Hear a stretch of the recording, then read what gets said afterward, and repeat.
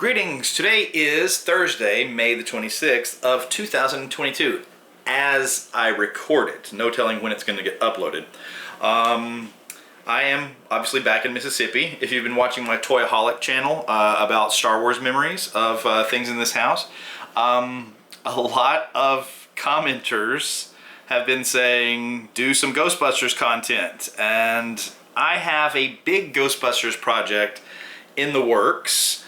I'm finally getting all my pieces on the chessboard to get that one finished. I've actually had it in the back of my brain and done my research about 2 years ago. And then I needed a piece of non-Ghostbusters merch to complete one part of the video. And I actually waited on those for probably a year. Apparently they were in those, cargo ships that were never finding port. Got some from a seller in the UK. The original order, the guy got his in and failed to fulfill my pre-order. He sold them. And so I panicked and bought them off another website. And then the guy felt bad and he sourced some and he got me my original order. So I needed 10 or 11, and I wound up with 32 of them. Anyway, that's one thing, is now culling some of what I wound up with, completing that aspect of the video, and finally shooting the talking head segments. And then pretty much it'll edit itself at that point. I know I'm talking very vague and I apologize, but I just want to let the Ghostbusters viewers know that there is content coming, and it's gonna be one of my most ambitious videos ever. So bear with me on this. I'm excited to finally reveal it. There are a few people out there in the world who know some of the details. I haven't given anybody the entire picture yet. I want to say more, but I'm not going to say more. On a somewhat related topic, though, you remember my collection of the little motorized cars that they actually used in Ghostbusters when Stay Puft is walking down the street. Now this is another one that I got for real cheap. It showed up on eBay one morning and I was here without a computer. I was on my phone trying to make purchase and I was panicking, trying to remember passwords and things, but got this one for an absolute steal, and it's in pretty doggone good condition. So now I've got yet another blue one. It's got a few pieces broken off here and there. It's missing its side view mirrors, and it's missing one of these on the side of the roll bars. And I think in the description it said that it did not work, but I haven't actually put batteries in it to test it. So, but otherwise, I mean, it's the stickers and everything looked good. I've always got the option of cannibalizing these for parts and taking the best parts of several and make one fantastic one and then some lesser heroic ones. But right after that, then Richard Ridley in the UK was like, hey, did you ever get one that's the variant? That we know some of those were screen used as well, thanks to people like Lauren. And I said no. And there was an auction for one and it was going too rich for my blood, and I thought, well, that was going to be the end of that. I'll never get one of those.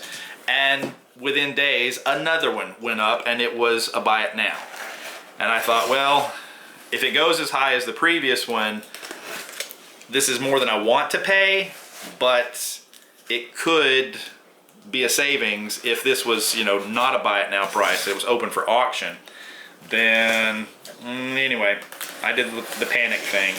I went ahead and purchased that one. So it's so funny to be in this house, if you've seen the other videos, because there's a whole closet full of my dad's tools. So that's one of my dad's. And the hat that I'm wearing is one of my dad's, because my hair just looked awful this morning.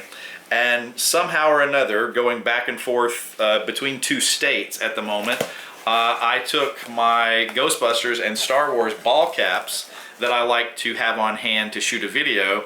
I took them back to Alabama and left them there. So I am without my themed ball caps at the moment, and just happened to find this one at the top of a closet in the back bedroom. So what used to be my grandfather's bedroom, and it's SBS Electric, it says on the hat. So my dad was an electrician, and he had hats that I don't think he purchased, just he would go to places and they would give it to him. Now this one, obviously in a little bit worse condition. It's missing a hubcap, it's missing the red lens, and I bought it, I paid, you know, a pretty penny for it for parts, because this one is different from this one, and you can spot the difference there. This is one of the ones with the orange interior instead of the gray interior, and this is the only orange interior that I have so far. So probably what I'm going to do, first and foremost, is put that interior in that body. And then if I could possibly cut the wires and take this one, because it's got both of those, even though it's missing the red lens, or take the red lens and put on there, because it's got both. Anyway, there's going to be a lot of part swapping between these two before I get it looking the way I want it to, but I should have a pretty good looking, it's so hit and miss. Look, like the chrome's coming off of that bumper, but the sticker's good. The chrome's good on this bumper, but the sticker's rubbed off. So, man, it's gonna be a real Dr. Frankenstein kind of a day when I turn the two of these into one good car. But all told, a little more than I wanted to spend on this one, but a real bargain on this one, so I guess it balances out. All right, that's my latest Ghostbusters prop slash collectible. I mean, it is a toy, but it's not a toy that I bought because it's a Ghostbusters toy. I bought it because it was a toy used in Ghostbusters. So it kind of defies categorization a little bit. All right, thank you for watching, and stay tuned for the big video.